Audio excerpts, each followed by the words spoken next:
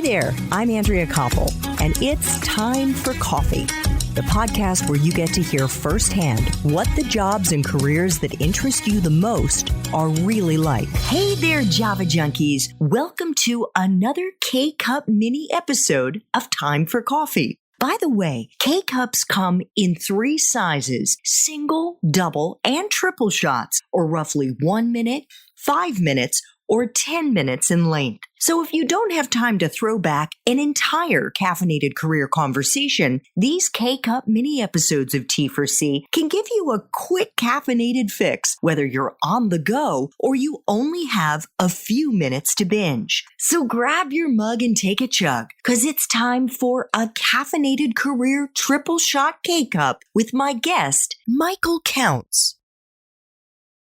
Before we get into what you do and some of the absolutely incredible experiences that you've curated over the years, I thought it might be a good idea, Michael, for us to kick things off by explaining to our young listeners what you mean by immersive entertainment, because I can imagine, I don't have to think too hard. For some, like my 16-year-old son, that would probably be video games or a virtual reality headset. But I don't think that's what your legions of fans expect when they come to a Michael Counts installation. That is correct. Well, it's interesting. I often talk about virtual reality too. And the kind of virtual reality that I think you mean and people traditionally mean when they say virtual reality today is goggles. It's Oculus, it's something you put on your face that creates a physical illusion of presence. There's another way to do that. And that's really what I've been doing for some time, which is making environments that are a virtual reality. They're a set. They render some other place.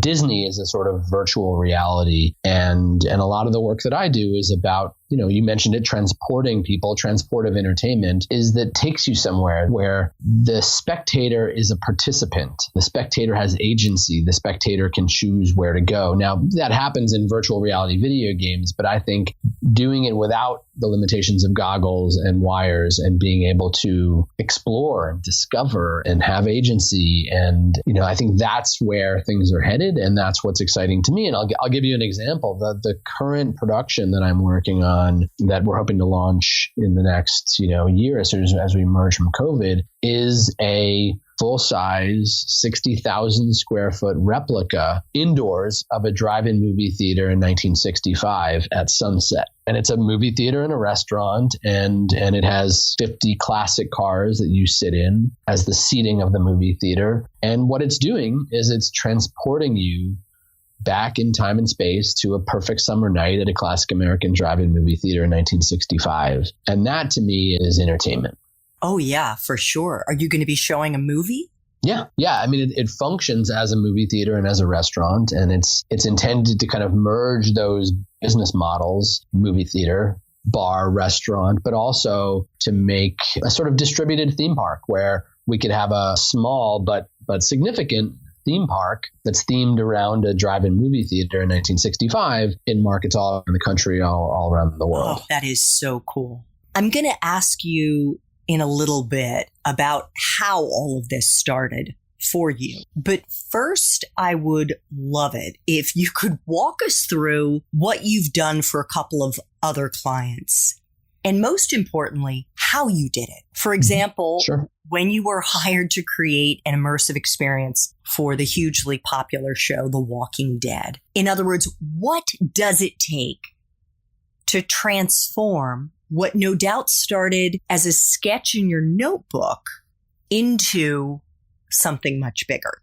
That was a really fun production and a challenging one. And the idea, simply put, was to transport fans and audiences into the world of The Walking Dead, not in the form of reading a comic book or watching a TV show or playing a video game, but where you're in it, where you're sweating, where you're running and you're being chased by zombies and doing it in a way that feels real. And the conceit of the whole experience was it was a touring production, and we'd put it in a different market for a period of time. And the idea was we changed the narrative slightly for each market we went into and said, this is the night of the zombie apocalypse rendered in The Walking Dead started. This is the night that it started in Atlanta, in Cincinnati, in Dallas. That had a huge fan base. Obviously, it was one of the biggest shows in the world at the time that we did the Walking Dead experience. And it was challenging because you have to build a set that can break down and get set up and tour. And we wanted it to be really large scale and to feel like you were going into a half an hour run for your life journey experience and have it feel real. That to me is always the trick. I really want experiences that I create to feel like a magic trick, to feel like how is this happening? How are we real? How are these zombies chasing me? And am I really at risk? To kind of undo the narrative a bit. So you kind of go in thinking like, oh, this is an attraction. This is an experience I'm going to have. And all of a sudden, midway through, you actually feel like maybe this is unraveling. Maybe these are zombies. Maybe you are at risk. And that to me is part of the fun. That really is really, you're really transported when we've done that. So how do you do that without the magician revealing all of his tricks? Is it live theater in the sense that there are actors who are in it? Are there animatronics? Is it all of the above? It's always a different set of tools. And like any good magician, you're always mixing and matching tools and devices and new technologies and old technologies to create what in the aggregate is a new kind of illusion. But, and each production is different. With The Walking Dead, we created a narrative that didn't just include the narrative of the show, but included the narrative of you in the show. And by that, I mean, with each group, in the original version of the Walking Dead experience, with each group, you'd go in a group of 8 at a time. We had 2 actors that went in with you that you thought were just 2 other patrons. And midway through at the end of the first scene, and so 5 or 6 minutes in, it seems like one of the people in your group has gotten taken down and like eaten by zombies. And you're like, wait, the guy standing next to me, he was a ticket buyer, right? Like, and so in a way it felt like the narrative unraveled. And for a moment when people's adrenaline is pumping, there was, I think some of the patrons had this thought like, wait, that guy who was standing next to me is gone, taken down by zombies. And I thought he was just a ticket buyer like me. And now all of a sudden you're a little bit more scared. You're a little bit more uncertain of this is just a fictional experience. And you kind of buy into the narrative. In theater, they call it the willful suspension of disbelief. And I think that in immersive theater, that's just a slightly different calculus. But when you can get people to that point, it's really exciting. And it's really terrifying. I mean, Slate magazine described it as a truly terrifying experience, what we created. And that to me, for the purposes of that